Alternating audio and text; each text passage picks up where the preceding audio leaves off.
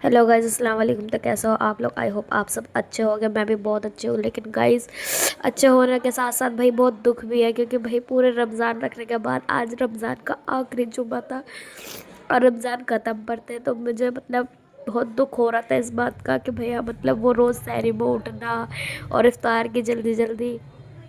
Guys, आज बहुत ही बुरा लग रहा था सच में। और मेरी ना तबीयत ठीक नहीं है भाई, इसलिए मेरी वॉइस चेंज हैगी। तो माइंड मत करना कोई भी भाई, कोई भी बुरा भला मत कहना। बहुत बुरी वॉइस हो रही है मेरी, मुझे पता है।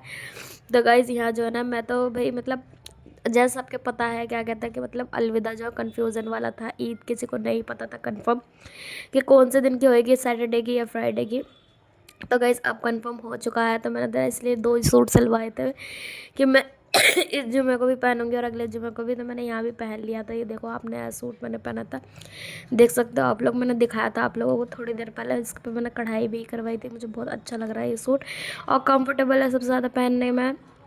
तो गई इसके साथ साथ जो है ना, अब हो चुका था हमारा ज़ोहर का टाइम। तो मैंने ना ज़ोहर की नमाज़ पढ़ ली थी। मैंने कहा और भी बहुत काम है, क्योंकि गाइज़ आज अलविदा के साथ साथ हमारी चांद रात भी है। और ये ना मैं फेस इसलिए देख रही थी क्योंकि मैं ना अपना फेशियल रात में करवा चुकी थी। मेरी भाभी आ गई थी, तो मैंने भाभी को बुला लिया था कि भाभी आ जाना। मतलब कल बारिश होने लगी थी, तो वो बेचारी बहुत देर में आई थी, जब तक मैं सो गई थी। लेकिन उन्होंने मुझे आने के बाद उठाया और मेरा फेशियल करा, और फिर मैंने अपनी खाला का भी करा था।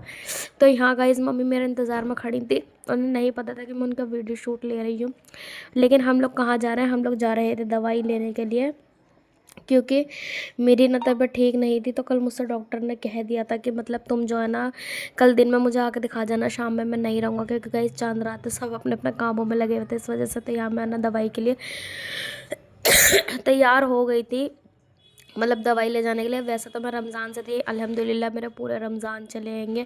गाइज़, किस किस के पूरे रमज़ान थे वो कमेंट में ज़रूर बताना। लेकिन भाई मैं एक बात पूरी कंफर्म कर दूँ, मैं ना 30 के 60 रोज़े भी रख लूँ, पर मुझ पर 1 इंच भी फ़र्क नहीं आता। और मेरे चेहरे से बिल्कुल भी नहीं लगता कि मैं बीमार हूँ या मेरे रमज़ान से पूरे रखे हैं मैंने रमज़ान।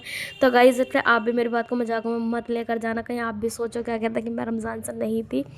तो यहाँ पे ये सब तो भाई हट चलता रहता है। इसके बाद मम्मी बैठ गई थी इफ्तारी की तैयारी करने। उन्होंने कहा था कि आज बहुत काम है, तो इफ्तारी की तैयारी में भी जल्दी से लग जाते हैं। तो मैंने कहा ठीक है चलो। इतने में गाइज, मैंने जो मतलब अभी अब पिछली वीडियो में मैंने आप लोगों को सूट दिखाया है, जो मैंने ईद की शॉपिंग करी थी, वो ना बहुत ढीला था मेरे, और थोड़ी सी ना उसकी लेंथ भी ज़्यादा थी। तो मम्मी तो मतलब इफ्तारी की तैयारी कर रही थी, और पापा को देखो हमारे मिशमिश के साथ खेल रहे थे। और हमारे मिशमिश को ना गुस्सा आ रहा था, क्योंकि सब तैयारियों में लगे हुए थे। और गाइस, उसे भी पता था कि ईद है कल, और मेरा कुछ भी नहीं हुआ है, क्योंकि हम मुझे चिढ़ा रहे थे कि हम फेशियल भी करवाएंगे, हम मेहंदी भी लगवाएंगे। और शाम को ना मुझे अपनी पप्पो की लड़की के पास मेहंदी लगवाने के लिए भी जाना था। इस वजह से मैंने जल्दी जल्दी काम करा था। यहाँ पे मैंने आलू छील लिया था, और मैंने कहा था मम्मी आज लास्ट रमज़ान है, तो आज बहुत सारी चीज़ें मैं बनाऊँगी। तो उन्होंने कहा ठीक है। तो मैंने मम्मी से पनीर वनीर भी मंगवाया था। मतलब आलू भी मैंने, क्या कहते हैं, मैंने मतलब फिंगर बनाने थे मुझे, तो मैंने सब आलू लेके रख लिए थे। इतने में हमारे पापा ड्राई फ्रूट ले आए थे शीर के लिए।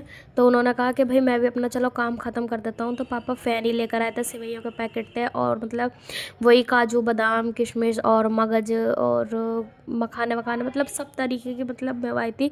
सब ड्राई फ्रूट पापा लेकर आ गए थे, और मसाले वसाले भी पापा ले आए थे सब कुछ। क्योंकि मसाले अपना कहा, पापा से कहा था कि जो भी सामान आना है ना, वो अभी ला कर रख दो, बाद में कुछ मत लेकर आना। उन्होंने कहा ठीक है। तो यहाँ मैंने गोल चिप्स काटे थे, थोड़ा सा ना फिंगर भी काटे थे फ्रेंच फ्राइज वाले।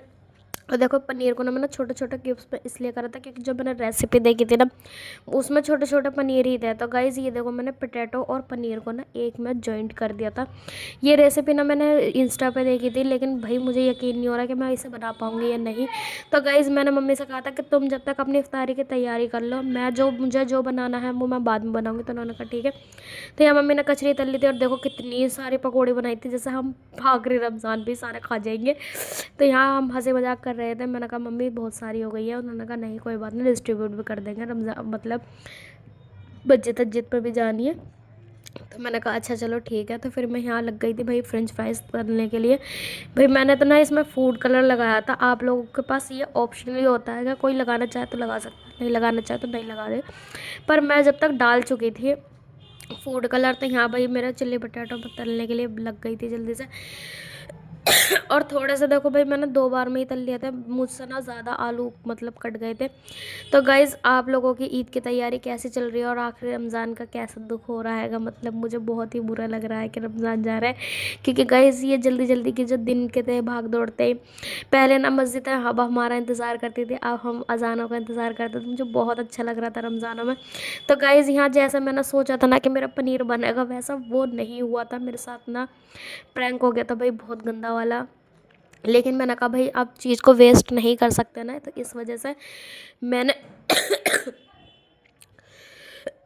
इसलिए मैंने जो है ना जैसा भी था मतलब उन्होंने ना क्रिस्प क्रिस्पी कर लिया था। और मम्मी ना कढ़ाई में से तेल कम कर रही थी क्योंकि उन्हें दाल बघारनी थी, कच्ची दाल होती है वो चने की। तो यहाँ मैं बैठ गई थी फ्रूट्स काटने के लिए, फ्रूट्स मैंने काट दिए थे। फ्रूट्स में भी मतलब तरबूज, हमने ज़्यादा फ्रूट्स नहीं मंगाए थे क्योंकि आधे से ज़्यादा फ्रूट्स नुकसान देने वाले थे, मुझे भी और मेरे भाई को भी और मेरे पापा को भी, हम तीनों को ही खांसी हो रही है। तो गाइज़ यहाँ ना शीर के लिए आप लोग देख सकते हो, एक झलक देखी होगी आप लोगों ने, मैंने ड्राई फ्रूट्स भी काट के रख दिए थे क्योंकि मेरे पास टाइम बच रहा था।